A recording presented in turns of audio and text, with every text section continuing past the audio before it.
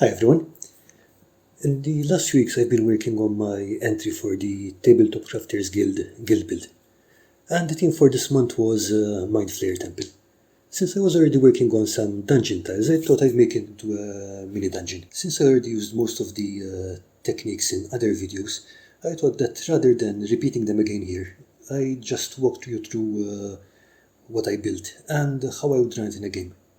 Now, bear in mind that I haven't run a role-playing game in several years, so this isn't play tested, but you might get some ideas or you might want to throw in some thoughts of your own. For those of you who are not familiar with Dungeons and Dragons, mind flayers are these mind controlling, octopus headed alien thingies. However, they can also get transplanted easily into other settings. Not everywhere though. For example, I think they would fit perfectly in Warhammer Fantasy Roleplay or Conan because they fit into the evil genius monster kind of thing. But I don't think they would do so well in Stormbringer, for example, because literally four alien creatures there are god-slaying, universe-consuming beasts, so I don't think they do that well. Also, they don't have that much to differentiate them from chaos creatures in that setting. And I don't think I'd put them in Call of Cthulhu either, because that would be just really redundant. The thing with something like Mind Flayer is that you can't just throw them at the players and hope you'll get an interesting story out of it. The way I like to run them is like a kind of creeping horror, where players start to experience an increasing sense of wrongness building up to the reveal. That needs a good setup, and that's got to start a long way before the players get anywhere near the entrance to a dungeon. For this encounter, I'd have the players visit the area for something entirely unrelated. Maybe they're hunting a bounty, maybe a patron hired them to look for an agent who went missing in the area with some important information, or they're just visiting an old friend. This works best if the person they're looking for is someone they want to keep alive. Once they are in the area, they will find a perfectly normal, pleasant little settlement. There's absolutely nothing weird about this place, it's just somewhere they can pick up information or gather supplies or just rest from their journey, and go on to whatever they are doing. If they ask about the people they are looking for, all the townspeople will direct them to a small shrine just outside of town, telling them that sometimes travelers will just visit the shrine and keep going on their way, bypassing the town completely. They also tell them that the priest tending the shrine is a kind fellow, and the older villagers will also tell them that he's been there for as long as they can remember. At this stage there should be nothing to make the players suspicious, but if they check using enemies at their disposal, they will find that the villagers are telling the truth, or at least the truth as they believe it. In reality, the villagers in the town are controlled by the pool, which we'll get to later on, but the players have no way of knowing that yet. Depending on the players, I might also throw in an extra encounter on their way to the shrine. Maybe they meet up with a charcoal burner or a hermit who lives away out of town, and who will tell them that the shrine is maybe a year old at most. The reason for this conflicting information is to put some doubt into the players. Now, an experienced party might not need that, but new players, inexperienced players, might need to be reminded that they can't take everything the storyteller tells them at face value. As a storyteller, I'm telling the players what their characters perceive, not what the facts are. The shrine itself is a small cave with a wooden statue in it. They can find it easily because there's a small hut that the priest tending the shrine lives in, just outside the cave. No, this cave is just a front for the stuff that's going on further inside the complex. So if they start looking around, they will start finding holes in the whole thing.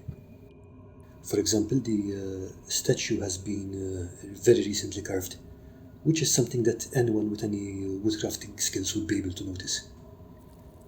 They will notice that the priest is in his 30s, so he couldn't possibly have been around for as long as the older people of the town could remember. Now, you should play the priest as being very friendly to the players, and he will have an excuse ready for everything they come up with.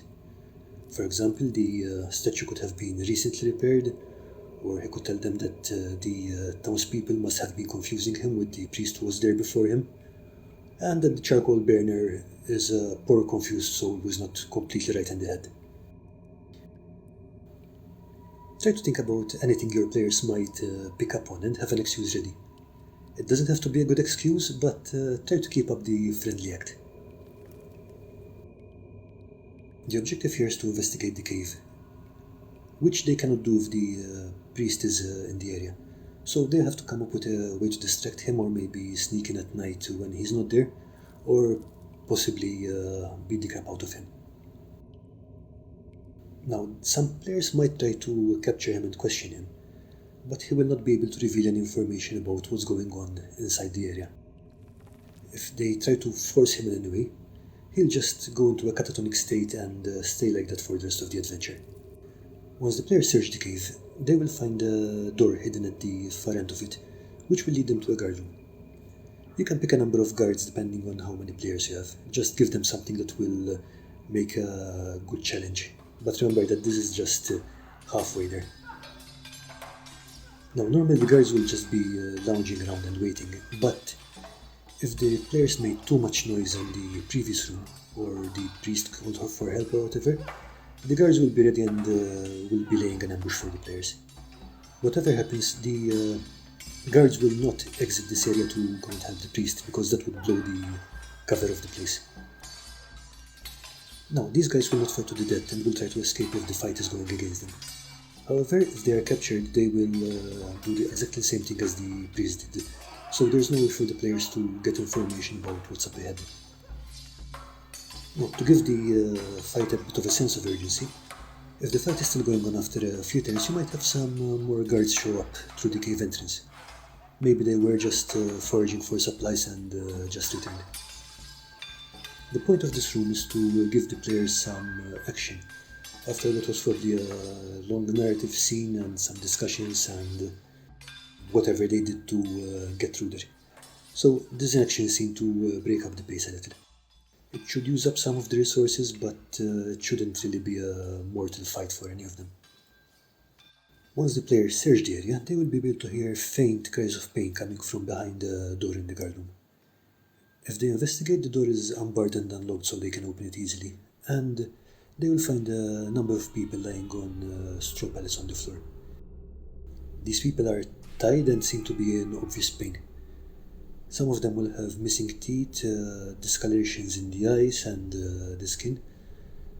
You don't want to push it too much because you don't want a witch hunter type character going like, "Burn the mutants!" It's obvious that these people are sick, not mutated or what have you. The person they're looking for is not in this room, but you should describe at least one item of clothing or a piece of jewelry, which is quite distinctive and which will come in useful later. The prisoners here are all infected and they're slowly turning into mind flayers themselves. They're just bound so they don't damage their bodies until the transformation is complete. They're mostly incoherent and the players will not be able to tell what's going on here. Even if they have medical or arcane knowledge, it's such a rare condition that I don't think I would allow them to roll for identification. This room is mostly there to make it absolutely clear that something terrible is going on here, and it also sets up a moral problem for later. Once the players move further up the corridor, they will come to a room with a large pool. Two figures drag a non-resisting prisoner to the pool and dunk his head in, while a tall robot figure oversees the process from a platform above the pool. Soon the two figures pull the prisoner away to the side, and the robot figure gestures to the next prisoner in line, which just happens to be the person the players are looking for. Now, depending on the power level of your party, you might have a mix of mind flayers, minions, or if they're a fairly low level party, you might even have no mind flayers and the minions are just taking orders from a remote boss. When running a fight scene in this room, you want to be careful because the room itself is pretty deadly in itself, because if any of the players falls into the pool, they run the risk of being infected themselves and will turn into a mind flayer in a few days. So definitely something to watch out for. This is especially dangerous considering that mind flayers can use suggestions or domination to force a player to jump into the pool or whatever, or someone might get knocked into it. A couple of rounds into the fight, I'd have another Mind Flayer show up. I'd probably make this quite a lot weaker because a Mind Flayer surprise attack is a pretty nasty move to pull on a team of players, especially if they're already worn down from the previous encounters. Now, the thing about this Mind Flayer in particular is that it will be wearing the item of clothing or jewelry you described from the cell room. This should hopefully give them the hint of what's going on in here. Ultimately, the players should win this, but what happens after is interesting. Hopefully they got the hint and figured out the deal with the prisoners, and have to find a way to deal with them. Do they put them down? Do they put them in some more restraints and drag them over to the village trying to find the cure? Or maybe they didn't get the hint and they take a ticking time bomb back to town with them. Of course, if any of the players got infected, then that's a story arc on its own right, trying to find a cure. And of course there's the reason why the players came in here in the first place. The bounty they wanted to collect or the person they wanted to rescue or whatever. I think this could easily be strung into a longer storyline. Well, I hope you enjoyed this video/presentation about why my players have trust issues, and I'll be back with more crafting videos soon. In the meantime, if you're on Facebook and enjoy crafting, you can check out the Tabletop Crafters Guild. The link is in the description below. Bye!